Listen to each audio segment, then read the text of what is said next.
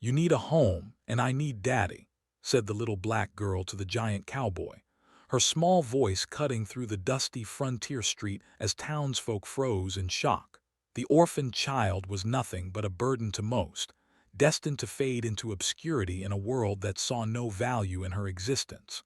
Store owners shooed her away, children mocked her tattered clothes, and adults whispered she'd never survive another harsh winter alone. But when the intimidating drifter rode into town seeking work, something shifted. His mountain-like presence scared everyone except her, and her fearless approach intrigued the man who'd never stayed anywhere long. Their unlikely bond threatens to expose secrets someone has killed to protect, secrets tied to land, money, and a birthright that could change everything. Will their connection destroy them both, or save them? The dust kicked up around Ella Mee Parker's bare feet as she crouched behind Morrison's general store. Her small hands searched through the discarded apple crates for anything edible. The townspeople of Coyote Creek walked past without a glance. To them, she was invisible. At 8 years old, Ella had learned to make herself small. Her faded brown dress hung loose on her thin frame. The leather satchel she clutched never left her side, no matter how hungry or tired she became. Inside were papers she couldn't let anyone see. Mrs. Henderson emerged from the store and spotted her immediately. "Shoo! Get away from here, child." Ella scrambled to her feet and hurried toward the church at the end of the street. Behind her, she heard Mrs. Henderson muttering to her friend about that poor little thing and how she won't last another winter. The other children were worse than the adults. Tommy Wilson and his friends often threw dirt clods at her when the grown-ups weren't watching. They called her names and laughed when she ran. Today they cornered her near the water trough. "Look what we found," Tommy sneered. Ella clutched her satchel tighter and tried to step around them. Tommy grabbed for the worn leather bag, but she held firm. "What's in there? Probably just trash like you." A rock sailed past her ear. Another hit her shoulder. The children laughed and prepared to throw more when the ground began to vibrate beneath their feet. A massive figure on horseback approached from the western trail. The man was enormous, easily the tallest person any of them had ever seen. His broad shoulders blocked out the sun. A weathered hat shadowed his face, but his presence filled the entire street. Tommy and his friends scattered like tumbleweeds in the wind. Bo Winston guided his horse toward the hitching post outside the saloon. Every step drew stares from doorways and windows.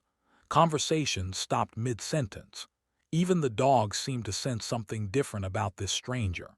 He dismounted slowly, his boots hitting the ground with authority. The townspeople kept their distance, whispering behind cupped hands about the giant who had wandered into their quiet community. Clarissa Northwood watched from her boarding house window, her sharp eyes taking in every detail. She prided herself on knowing everyone's business in Coyote Creek. This man was an unknown variable, and she didn't like surprises. Bo walked toward Morrison's store, his spurs jingling softly. The crowd parted before him like he carried some invisible force. No one dared meet his eyes directly. Ella observed from beside the church steps. Unlike everyone else, she felt no fear. Something about the giant man reminded her of safety, though she couldn't explain why. Inside Morrison's, the shopkeeper's hands shook as he tallied Bo's supplies. Word spread quickly through the small town about the intimidating stranger buying provisions for an extended stay. Clarissa made her way down the street, her black dress rustling with each purposeful step. As the town's moral authority, she felt obligated to investigate any newcomer. Her boarding house gave her power over who stayed and who left Coyote Creek. "I run the finest establishment in town," she announced to Bo outside the store. Bo nodded politely but said nothing. His silence made her uncomfortable. "We value respectability here, quiet, God-fearing folk." Again, Bo offered only a nod. Clarissa's jaw tightened. Men usually fell over themselves to gain her approval. Reverend Blackwell emerged from the church, having heard about the new arrival. The thin, nervous man approached with measured steps. "Welcome to Coyote Creek. I'm Reverend Blackwell, Bo Winston, looking for ranch work." The Reverend glanced toward Clarissa, then back at Bo. "Work's scarce around here. Most ranches have their hands already." Bo's expression remained unchanged. He'd heard similar words in dozens of towns. His size made people uncomfortable, and discomfort rarely led to job offers. As the men talked, Ella crept closer. She'd been listening to adult conversations all her life, learning valuable information from fragments of overheard discussions. "The Riverside Ranch has been abandoned for years," the Reverend continued. "Old Parker Place, nothing but ruins now." Clarissa's face hardened at the mention of the Parker name. She quickly changed the subject. "Mr. Winston, I'm sure you understand our community has standards. We can't have just anyone disrupting our peaceful way of life." Bo studied her face carefully. In his experience, people who talked loudest about standards usually had the most to hide. The conversation was interrupted when Ella stepped forward. The adults turned in surprise, having forgotten she was nearby. Bo looked down at the small girl who barely reached his belt buckle. Her dark eyes held an intelligence that seemed far beyond her years. More importantly, she looked at him without fear. The townspeople held their breath.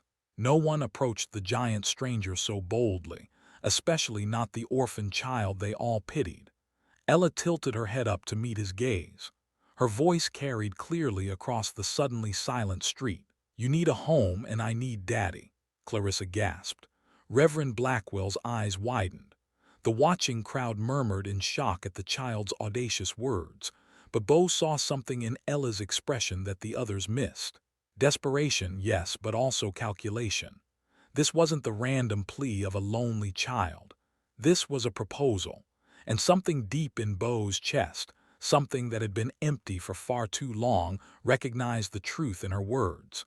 The morning sun cast long shadows across the abandoned Riverside Ranch as Bo and Ella walked through the broken gate. 3 days had passed since their shocking street encounter, and the town still buzzed with disapproving whispers. Clarissa had tried everything to prevent this arrangement. She'd cornered Reverend Blackwell twice, insisting that allowing a child to live with a stranger was improper. But Ella had been persuasive in her own quiet way, and the Reverend finally agreed to a trial period. The ranch building stood like broken teeth against the horizon. Weeds choked the corrals. The barn roof had caved in on one side.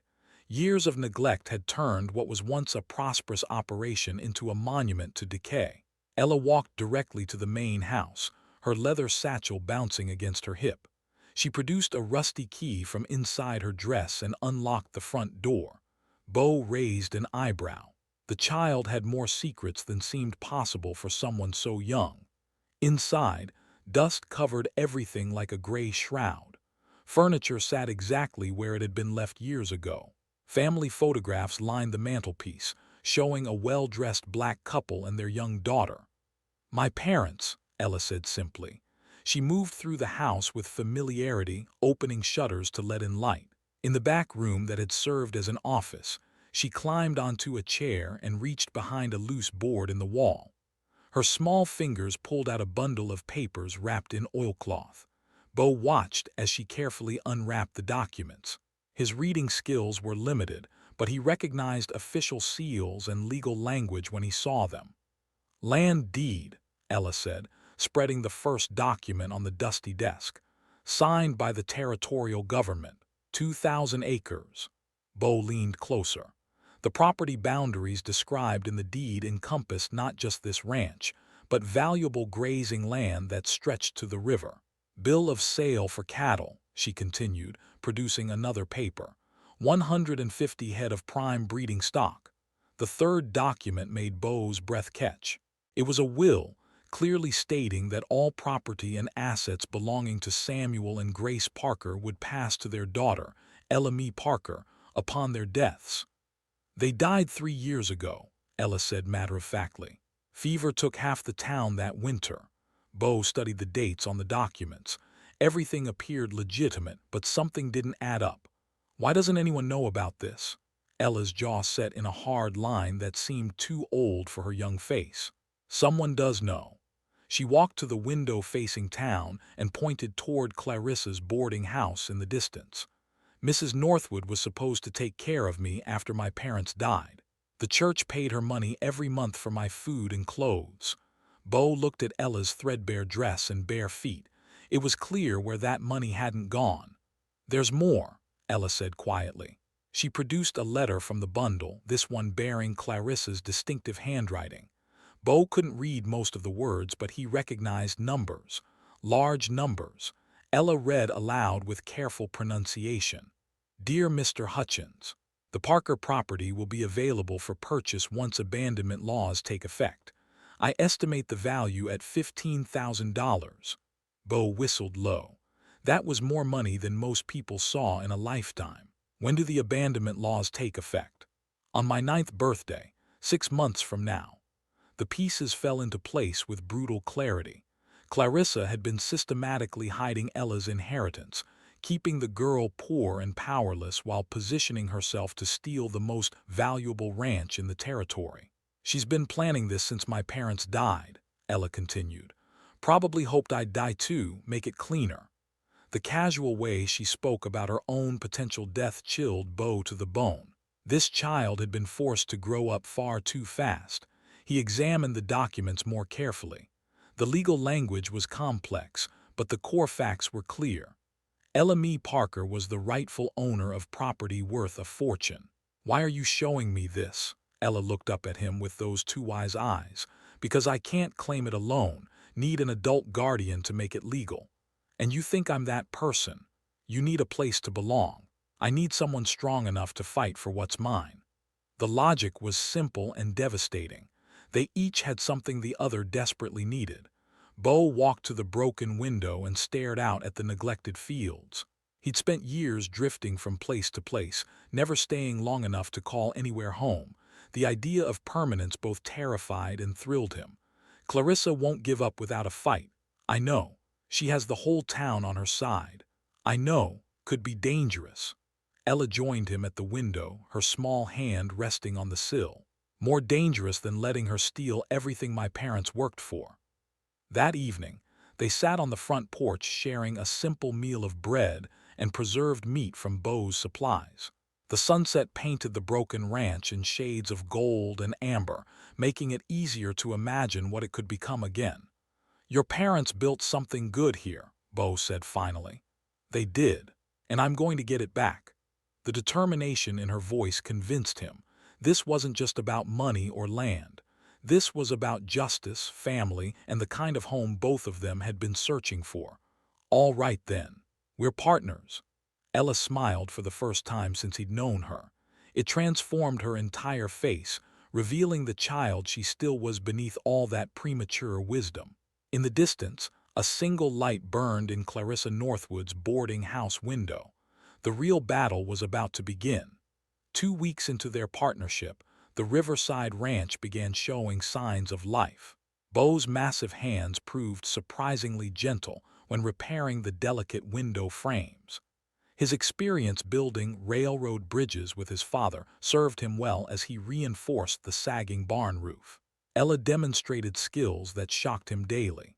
She calculated lumber costs in her head faster than most adults could with pencil and paper.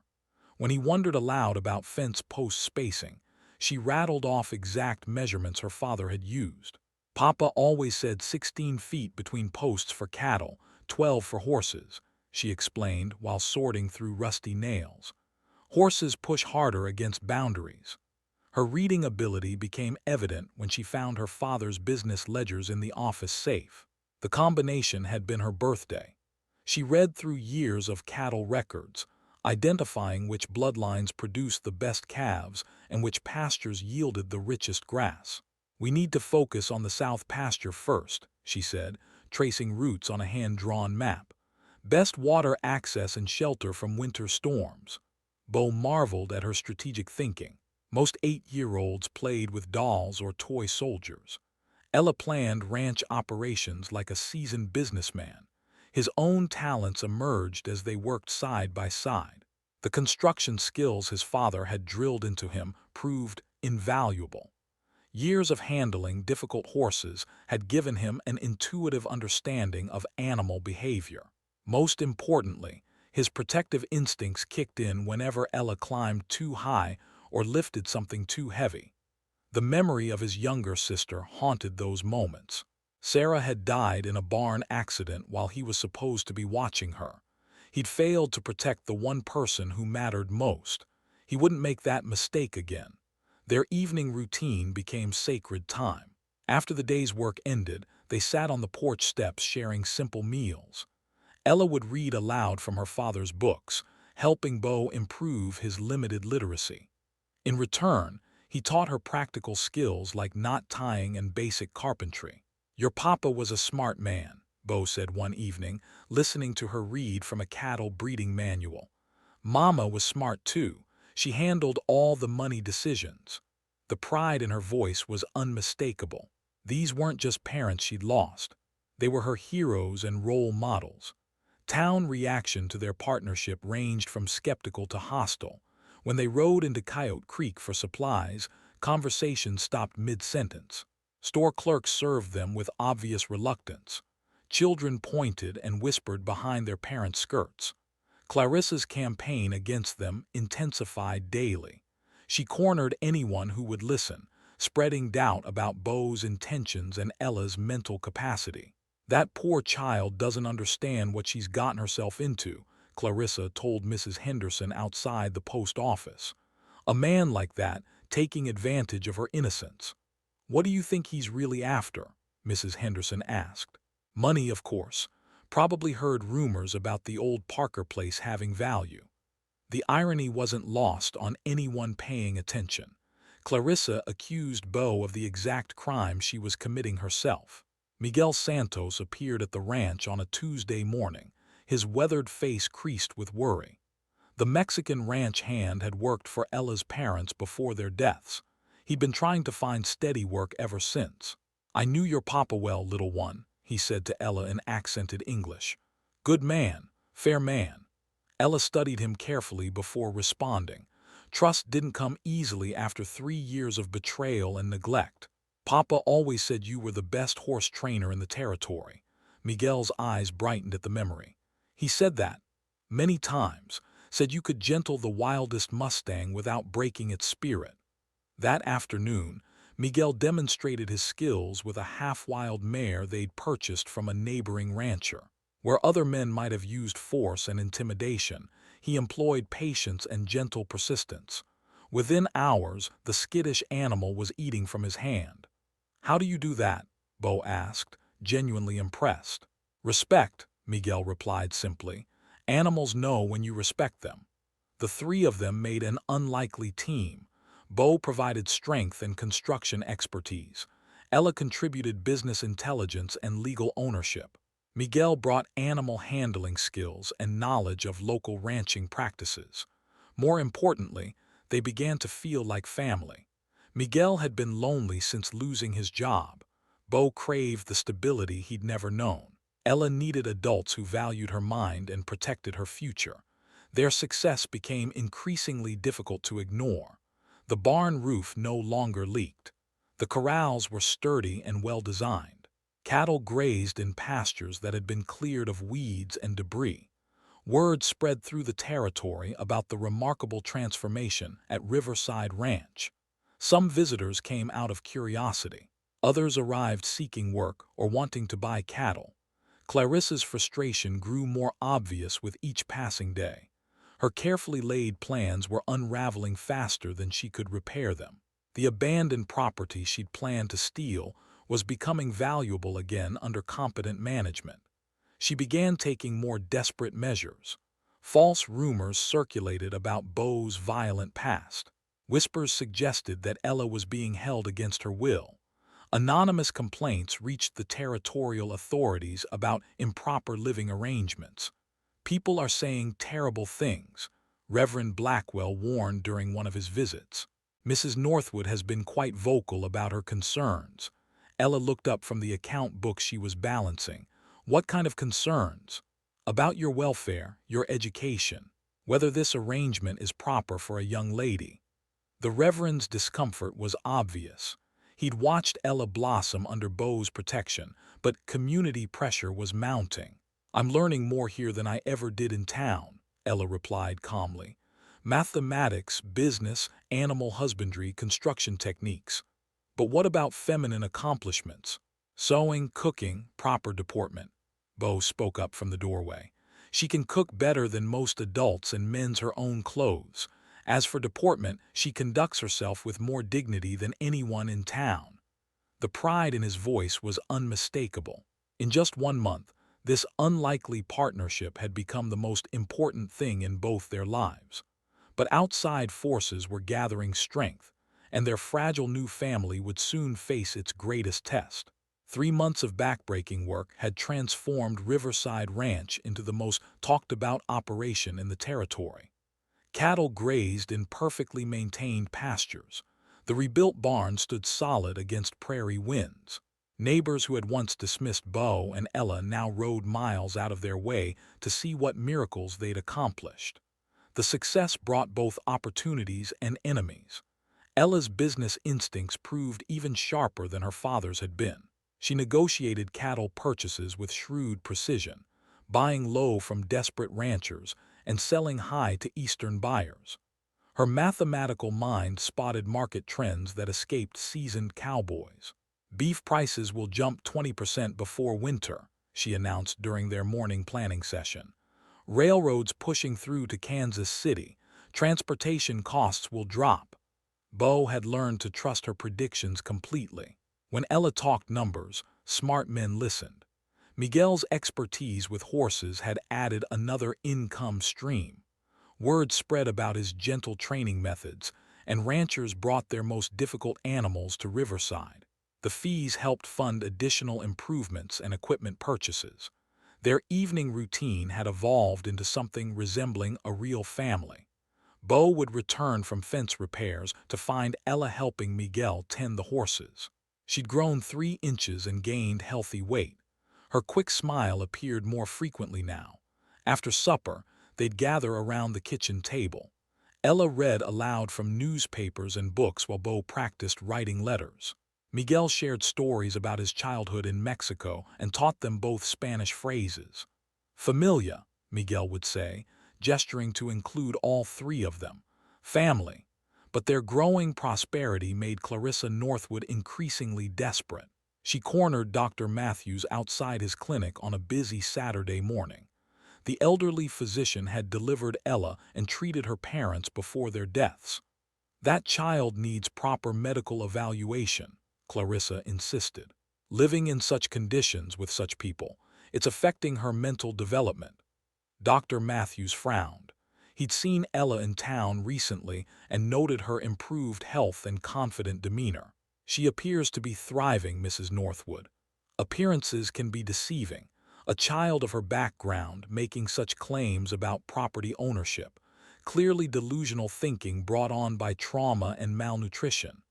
The doctor's expression hardened. He'd known Samuel and Grace Parker personally. Their daughter had inherited both parents' intelligence and strong will. "What exactly are you suggesting?"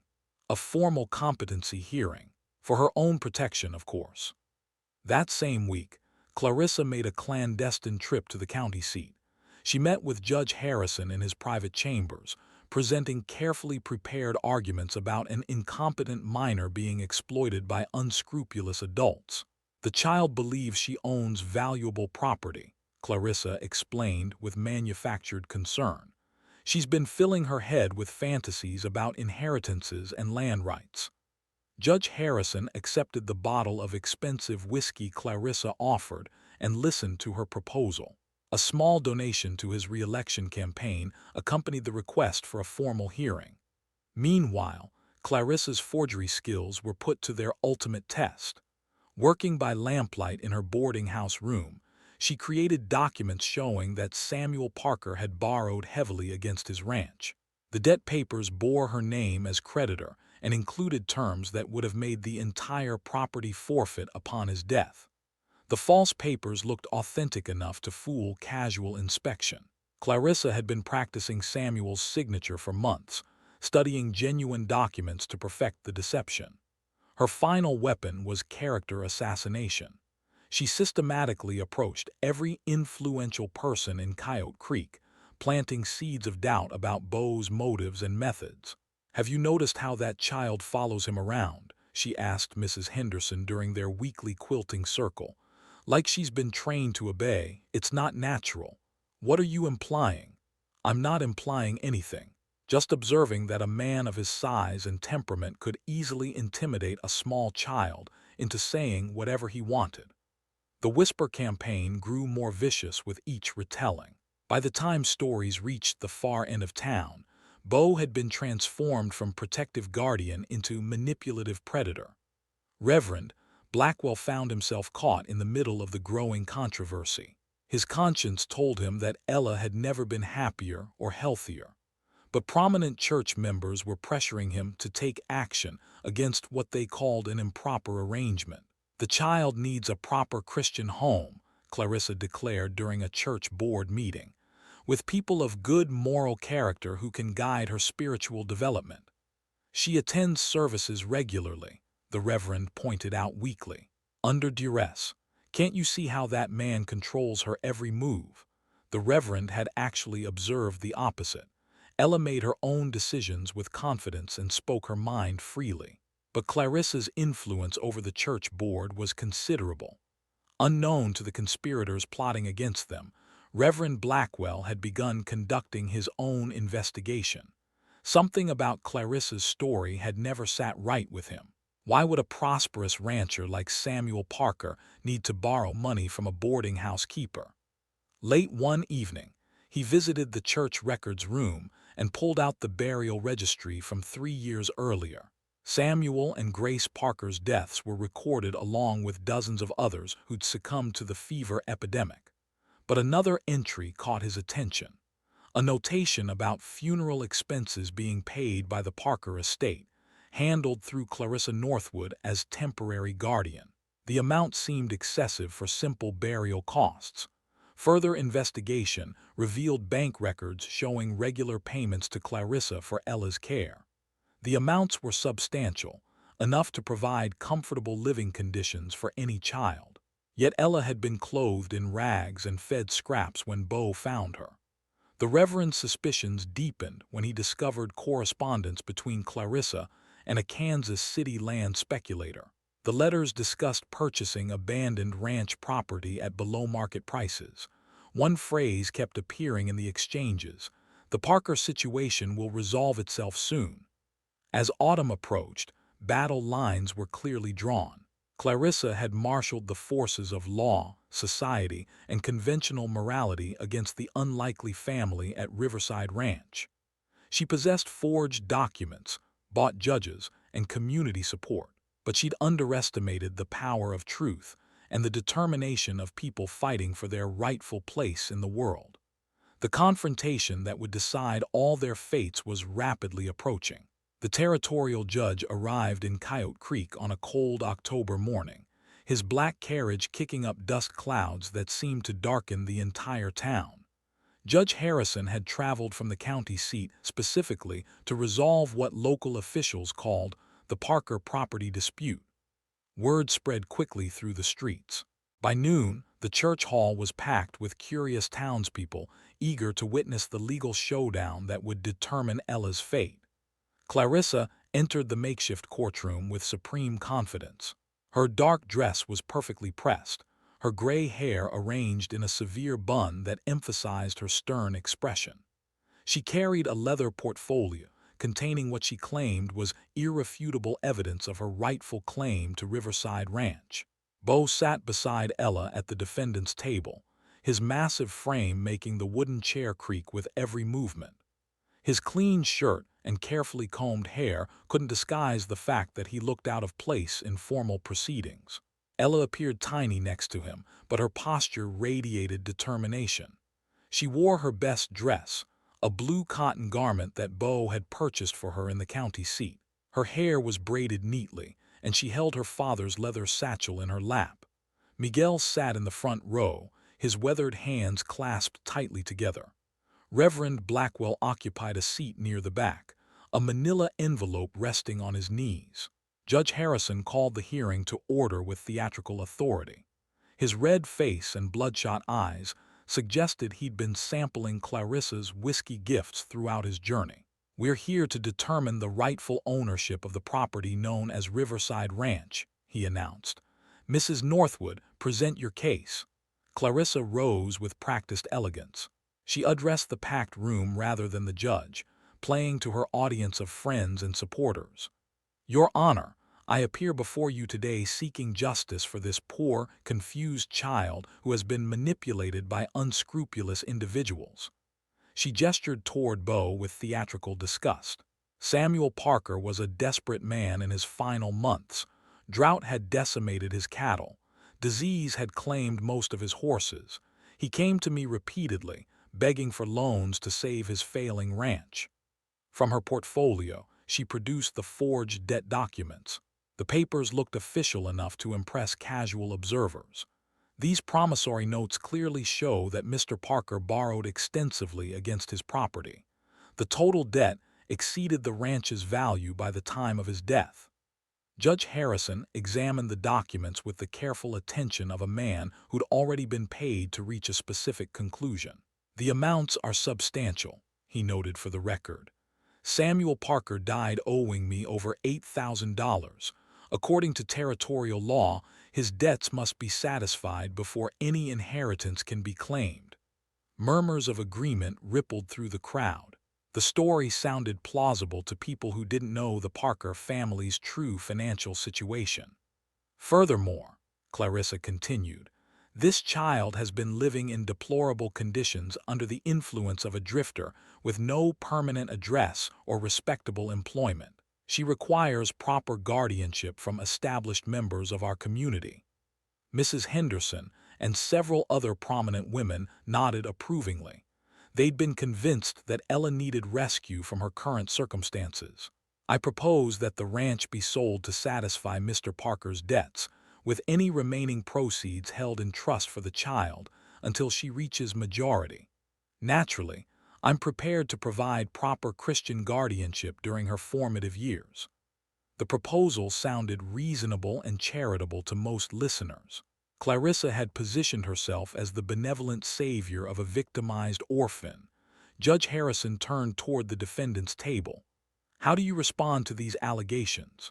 Bo started to rise, but Ella placed a small hand on his massive forearm. She stood up instead, barely tall enough to see over the table. "Your Honor, I'd like to speak for myself." The crowd stirred with surprise. Children weren't typically allowed to address legal proceedings directly. "Mrs. Northwood's documents are forgeries," Ella stated clearly. "My father never borrowed money from anyone. He paid cash for everything and kept detailed records of every transaction." She opened her leather satchel and produced the genuine ranch ledgers. "These books show our family's financial history going back 10 years. We owned our land free and clear. We had money in the bank. We never needed loans from boarding house keepers." Judge Harrison frowned as Ella spread the authentic documents across the table. The meticulous record-keeping told a story completely different from Clarissa's claims. "My father taught me to read these records when I was 6 years old. I can show you exactly where Mrs. Northwood's story falls apart." With devastating precision, Ella walked through the financial evidence. She pointed out discrepancies in the forged debt papers. She recited specific cattle sales and purchase dates from memory. She demonstrated knowledge of ranch operations that impressed even the skeptical judge. "This child has been coached," Clarissa interrupted desperately. "She's repeating lies that man taught her to say." But Ella continued methodically destroying each false claim. Her intimate knowledge of ranch business couldn't have been manufactured or memorized. She was recounting genuine experiences and real family history. The crowd's mood began shifting as they realized they were witnessing something extraordinary. This wasn't a confused child being manipulated by adults. This was an intelligent young woman fighting for her rightful inheritance. Judge Harrison looked increasingly uncomfortable. The case wasn't proceeding according to Clarissa's promised script. "Mrs. Northwood," he said finally, These debt documents appear to have some irregularities. Before Clarissa could respond, Reverend Blackwell stood up from his seat in the back row. "Your Honor, I have additional evidence that this court needs to hear." The Reverend walked forward carrying his manila envelope. His nervous demeanor had been replaced by quiet determination. "I've been investigating Mrs. Northwood's financial dealings for the past month. What I discovered will shock this community." Clarissa's face went white as Reverend Blackwell opened his envelope and pulled out bank records, correspondence, and church documentation. The battle for truth was about to reach its climactic moment. Reverend Blackwell's hands trembled as he spread the damning evidence across the judge's bench. Bank records showed regular payments to Clarissa for Ella's care, totaling over $2,000 in 3 years. Yet the child had lived in rags and near starvation. Mrs. Northwood received substantial monthly payments from the church fund established for Ella's welfare, the Reverend announced to the stunned courtroom. She claimed these amounts barely covered basic necessities. He held up a photograph of Ella from 6 months earlier, showing her malnourished condition and threadbare clothing. "This is how Miss Parker appeared while under Mrs. Northwood's supposed care." The contrast with Ella's current healthy appearance was stark. Murmurs of outrage rippled through the crowd as people began understanding the scope of Clarissa's deception. "Furthermore," Reverend Blackwell continued, "I found correspondence between Mrs. Northwood and Kansas City land speculators discussing the purchase of abandoned ranch property." He read from one of Clarissa's letters. "The Parker situation will resolve itself by the child's 9th birthday. I expect to control approximately 2,000 acres of prime grazing land." Judge Harrison's face flushed deeper red as he realized his bribery arrangement was collapsing publicly. The evidence was too overwhelming to ignore without destroying his own reputation. Clarissa rose desperately from her chair. "These documents are taken out of context. I was merely exploring options for the child's benefit." But Reverend Blackwell wasn't finished. He produced a final piece of evidence that shattered her remaining credibility. "I also discovered that Mrs. Northwood has been systematically defrauding other vulnerable families in this territory." He spread out additional bank records and forged documents. The widow Morrison, the elderly Hendricks brothers, the immigrant Kowalski family, all lost property through suspicious debt arrangements with Mrs. Northwood serving as creditor. The revelation sent shockwaves through the courtroom. Families who thought they'd lost homes through bad luck realized they'd been victims of calculated theft. "She's been operating this scheme for years, targeting people who couldn't fight back through the legal system." Judge Harrison found himself trapped between his corrupt bargain with Clarissa and the undeniable evidence of her crimes. The packed courtroom was witnessing everything, making it impossible to deliver the predetermined verdict. "Mrs. Northwood," he said reluctantly, "how do you explain these discrepancies?" Clarissa's composure finally cracked under the weight of exposed lies. Her voice rose to a desperate shriek. "That child doesn't deserve to own prime ranch land. She's not qualified to manage such valuable property. There are natural orders to society that must be maintained." Her mask of charitable concern had completely fallen away, revealing the bigotry and greed that truly motivated her actions. Ella stood up again, her young voice cutting through the chaos with remarkable calm. "Your Honor, I don't want revenge against Mrs. Northwood. I just want what belongs to me and justice for the other families she cheated."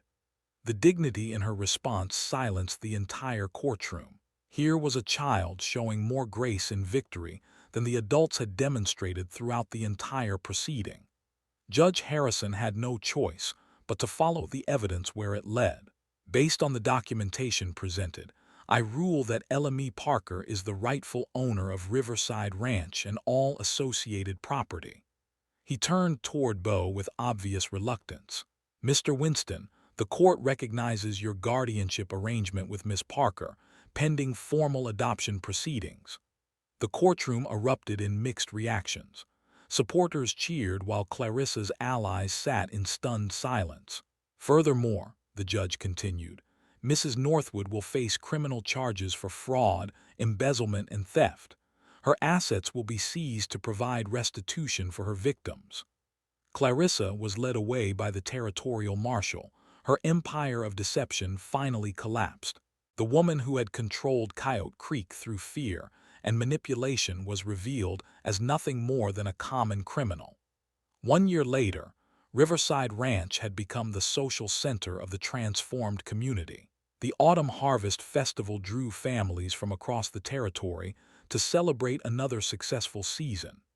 Ella, now 9 years old, moved confidently among the guests, discussing cattle prices with ranchers and sharing business advice with younger farmers. Her formal education continued in the schoolhouse Bo had built, but her real classroom remained the ranch itself. Bo had grown into his role as both father and business partner. The legal adoption had been finalized 6 months earlier, making their family bond official in the eyes of the law. His protective instincts and construction skills had found their perfect purpose in caring for Ella and building their shared dream. Miguel served as ranch foreman, his gentle way with horses making Riverside a destination for difficult training cases. The three of them had created something stronger than blood relations. They'd built a family based on mutual respect, shared goals, and genuine love. The evening found them in their familiar positions on the front porch. Ella balanced account books while Bo whittled toys for the neighbor children. The setting sun painted their thriving ranch in golden light. "You found your home, and I found my daddy," Ella said contentedly, echoing her bold declaration from that first day. Bo smiled and ruffled her hair affectionately. "No, little darling, we found each other." The camera pulled back to reveal their ranch bustling with evening activity. Workers headed home to their families. Cattle grazed peacefully in well-maintained pastures. A community had grown around their unlikely partnership, proving that family comes in many forms and justice ultimately prevails when good people stand together. Their story had become legend throughout the territory. The little girl who dared to approach a giant stranger. The drifter who found his calling protecting someone smaller than himself. The community that learned to value character over appearances. Most importantly, it was a story about home. Not just the physical place where you live, but the people who make you feel like you belong. Sometimes family isn't born. Sometimes it's chosen, built through shared struggles and mutual devotion. And that is all to the story for now. Please let me know where you are tuning in from. Perhaps we will create a story there. Consider liking this video and subscribing to our channel. And if you enjoy our content, click this video on your screen. I promise you it's worth watching. See you tomorrow.